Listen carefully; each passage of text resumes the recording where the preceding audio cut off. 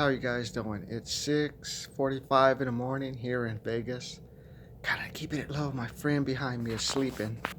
Well, right now sitting across from the interior at the sitting across from the Las Vegas airport, watching the planes take off. So tell me, who started that weekend knowing like, hey, you got a layoff notice waiting on you on Monday, and who found out like, hey, my company wants me to take a 5% pay cut, or they're going to fire me, or who got like an unexpected tax bill for like $1,478. I did twice this year. Or who finds out like, hey, that wife that you've been trying to like make things work with, it's just not working anymore. You found out that she was having an affair and you tried, this is like the second or third time you had an affair, and you said finally you got to move out because that person's going to change. Or is it the opposite way around? Hey, you're the wife. Okay, the husband's had an affair two or three times. You're not into that type of stuff, and you say, "Honey, either gonna have to like adjust your needs, or we're gonna have to break up." Has that happened to you guys? Happened to me. My girlfriend Bernie. We went out to a nightclub. I thought she got upset because she saw me flirting with one of her friends.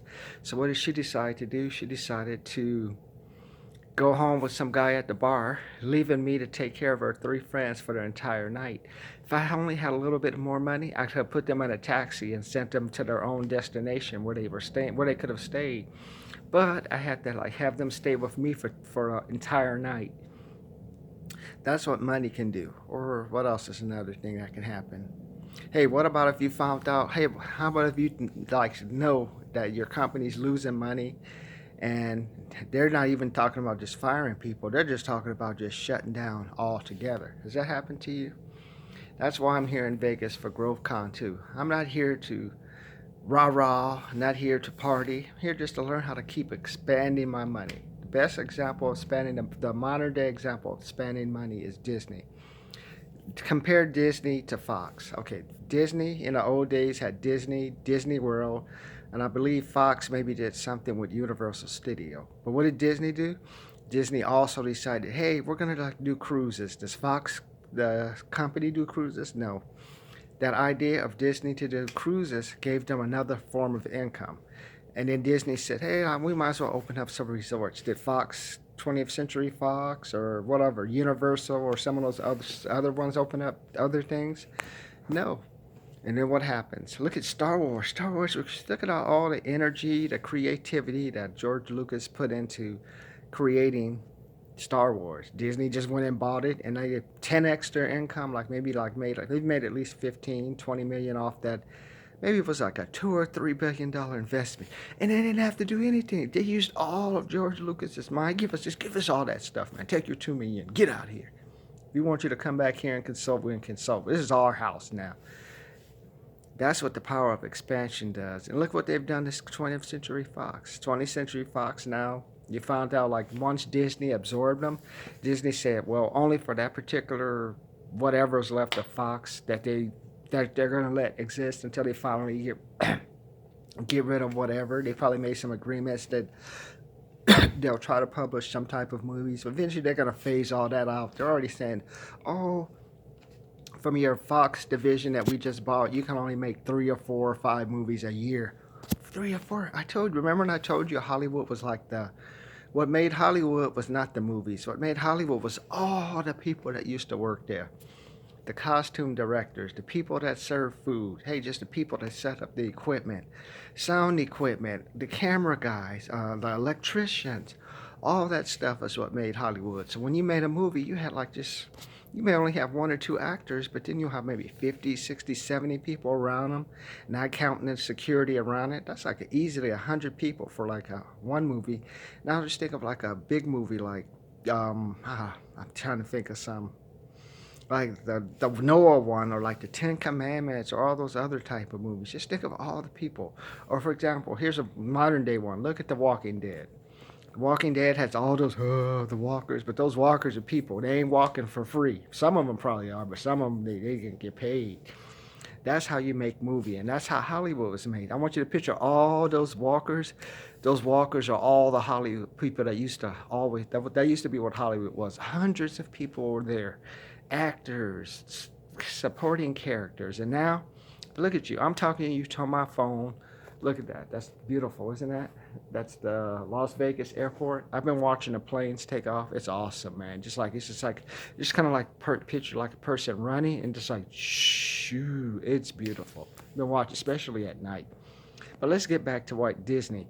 Now look at 20th Century Fox. Now Disney went and bought them for 71 billion, and they'll probably get their money back within maybe 4 or 5 years. But just think of Fox, like they had maybe all those 600,000, 200,000 people that used to work there.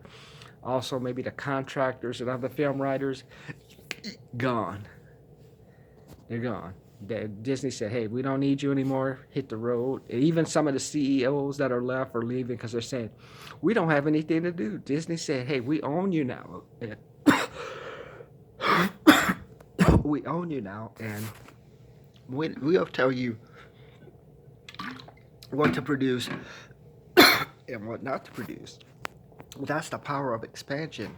Disney kept expanding their different cash flows. Now, they basically control on the entire movie district. I mean, they probably control maybe 60, 70% of the movie production just by expanding, not doing anything else. Hey, let's try this cruise thing. Hey, let's try this resort thing.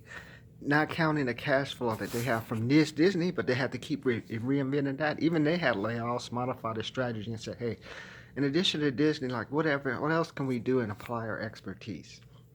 So while I'm here, I'm learning, hey, I can't be an engineer forever. I can't be a salesperson forever. I got to find other ways to get cash. Like, what can I do? Hey, can I be a salesperson? Can I be a marketing person? Hey, can I go out and help some other people build their idea? Hey, can I just go out there and just talk to someone and just, hey, I would like you to give this guy a call.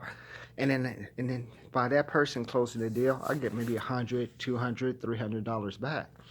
And then I put that money not in the bank. The bank is only 0.000, so basically zero. So basically putting your money in the bank is zero. So I'm looking for like a 5 to 6% investment. So it's not going to be like the old days where you're like my time, where you get 10 to 12%.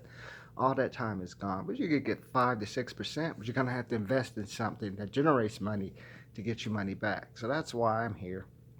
Because I know, hey, I've been laid off. I've been fired. I mean, 2,200 people were laid off from Macy's. 125 Macy's stores closed. 452 Pier 1 import stores. I want you to subscribe, comment, man. Did you get impacted by one of those layoffs? Hey, go online and tell me. Anybody got fired or laid off or their company closed down? Did they post that on YouTube or Facebook? Oh, no. Let's only post the positive stuff. Let's only post a picture of food. Hey, that's probably the last food some people are going to eat for a while. So that's what I'm saying. Hey, invest in yourself. Subscribe, go back and look at, because eventually I'm going to come up with a program, charge you between $2,000, $3,000. Hey, I want you to be successful in 2020. Some people right now, that weekend, they're drinking some beers and stuff. They're going to watch the Deontay Wilder fight. And after that on Monday, they're going to be in the unemployment line or going out interviewing for new jobs instead of saving that money from the fight. They're going to waste it. Life is good. They're not going to go to a job. They're going to find out, hey, man, the only job I've been able to find, man, was at a fulfillment center paying $14 and $15 an hour. And I got a $2,000 house payment, and what even makes it worse, I have 6 or 7 people living at the house. 48% of children 25 and older living in a house. So, and then some of these parents, you call them up, hey, have you thought about selling your house? Oh, no, I'm going to leave it to my baby. The house is a dump. There's 6 or 7 people living there with only 2 bathrooms. Kids bringing home whatever. They got the dogs living in the house. The son or daughter has the boyfriend hanging out. Probably one of them got pregnant. The kids living at home. Mom and the grandma be living there too. And, oh, we're going to still get $500,000 like the house down there. No. The best time to sell your house is when you have someone like a new development come in, because then people will be greedy and think they're going to get a deal. So that's my tip for the day. For today, I just want you to write down. Go back to my website, $5,970. Watch that. Go back to the one where I talked about the top 10. Just go back to the one I talked about body part recovery. Health bills, especially if you're short on money, you don't want to get sick. Even if it costs you $10 or $20, hey, that's money you could have been using for gas. So as I head off for GrowthCon day 2, I want you guys just think, hey, do I know someone got laid off? Do I know someone that got fired? Do I know someone's company in my industry that's struggling? Hey, this Monday, if you're still lucky to have a job, go back, check, look, go listen around, listen, look. Hey, is certain so and so still here? Is your company bringing in money, or are you one of those companies breaking like almost 59% of companies? It's between 59 to 69% of companies breaking even or losing money.